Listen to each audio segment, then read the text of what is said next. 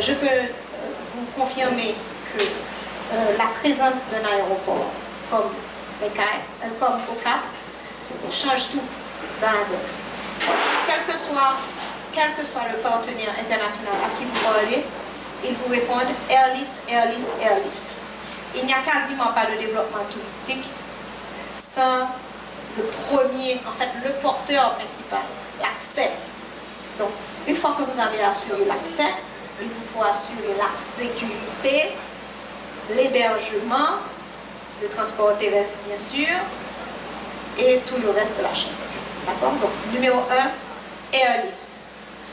Maintenant, ça c'est toutes les offres de circuits et autres. Donc, au niveau des régions, donc, on peut dire que le Cap-Haïtien est un pôle touristique en cours de développement, que l'apport de l'aéroport international est incontestablement positif, même si à cause des problèmes de l'OC et autres, on a connu des arrêts, mais je peux vous dire que la diaspora, elle répond présente. Et voilà une autre valeur ajoutée qu'Haïti a, que les autres pays de la Caraïbe ne peuvent pas nous enlever. Ça, c'est notre plus. On a une diaspora qui non seulement envoie de l'argent en Haïti, 3 milliards de dollars par an, qui dépasse l'aide au développement. Et cette diaspora-là, en plus, elle fait partie de ce qu'on appelle la clientèle captive, c'est-à-dire qu'il ne peut s'empêcher de rentrer. Elle a des obligations, elle a des obligations familiales, elle vient à des mariages, à des enterrements, et aussi rituels. Elle doit aller prendre un bain de chance, peut-être chaque année, et autres. Et bien, tout ça, pour nous, ce sont des opportunités à ne pas rater. Et quand on les rate, ce sont des coups d'opportunités manquées pour nous. Donc, on peut prendre l'exemple du Cap-Haïtien, et je peux vous dire que même dans les pires moments, donc je me suis amusée ces 2 dernières années, amusée n'est pas le terme, parce que c'est triste, mais n'empêche que ces 2 dernières années, je me suis engagée à noter à garder toutes les données que je pouvais. Je peux vous dire qu'en plein lock,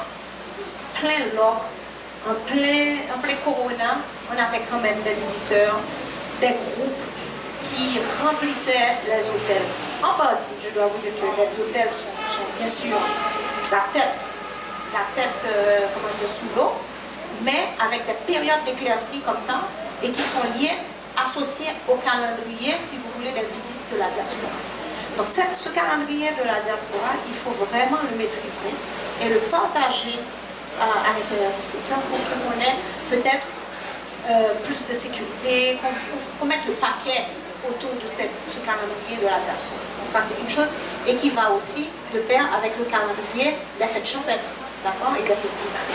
Donc ce calendrier, heureusement, a déjà été monté par le ministère du Tourisme durant mon passage. Je suppose que c'est toujours sur la table et que Madame François, qui fait preuve de sens de continuité, va l'utiliser à bon escient, et on va pouvoir vraiment créer comme un écosystème pour accompagner le secteur tourisme de manière, comment dire, très, très spécifique, très pointue.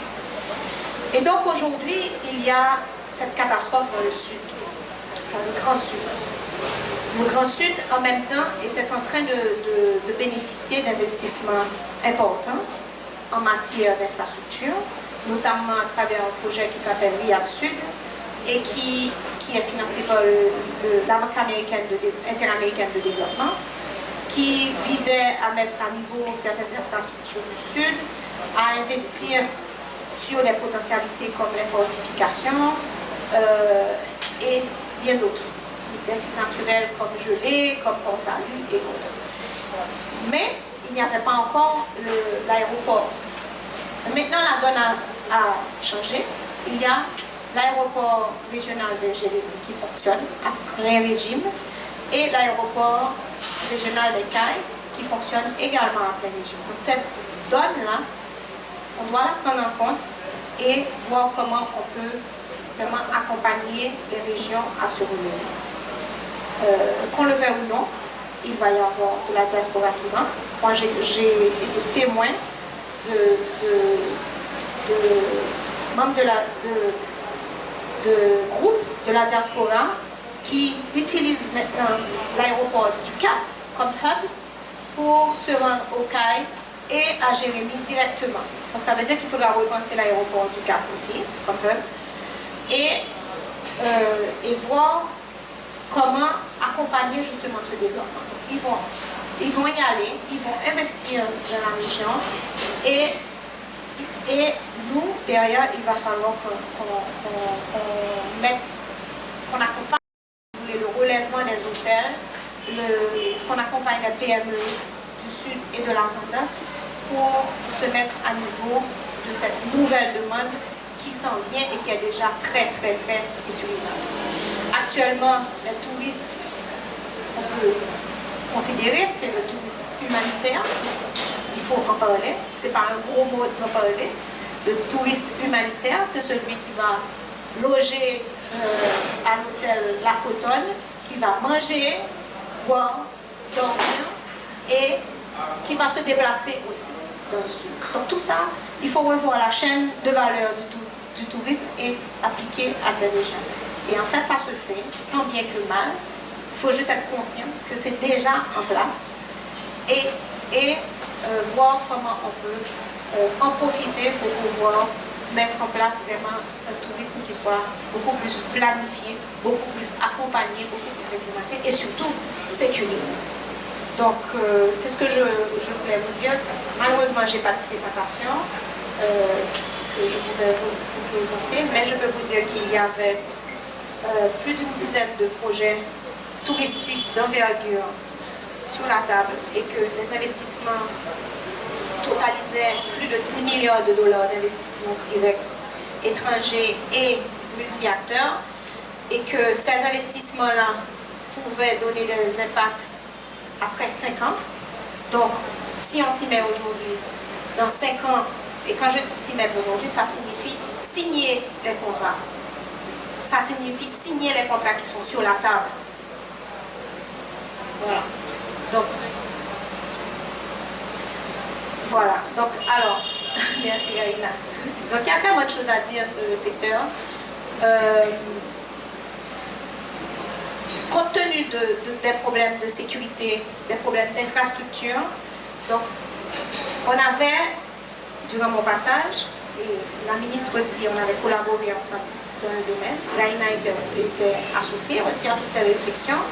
On avait voulu contourner les problèmes sur la route. Contourner les problèmes sur la route. Ok, on ne peut pas passer par Martissant, qu'est-ce qu'on peut faire? Eh bien, on a bien analysé les enjeux et on s'est référé au PSDH, le plan stratégique de développement d'Haïti, qui prévoyait le tourisme, le développement balnéaire, 2, le développement de tout ce qui est tourisme d'aventure, écotourisme, ethnotourisme, etc. Ce que RENAPOD fait si bien et qu'on doit encourager. Numéro 3, c'était tout ce qui est tourisme, on appelle ça déjà, les amateurs de bateaux. Non, j'ai oublié le mot. C'est tout ce qui est marina, etc. Et le 4e, donc on avait mis ça jusqu'à 4e position, c'était le développement du tourisme de croisière.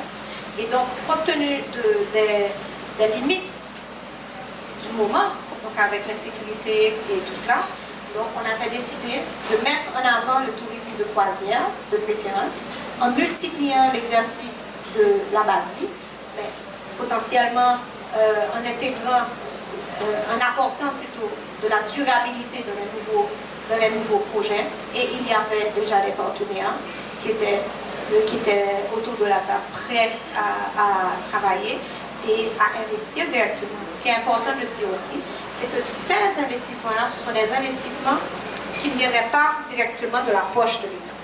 Donc voilà une opportunité qui nous est offerte et qu'on ne saisit pas.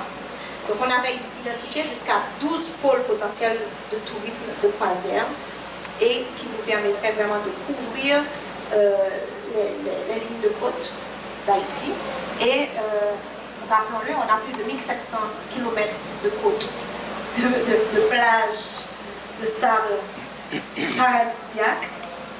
Et ça, si vous voulez, c'est le dernier rempart de la Caraïbe. Il n'y a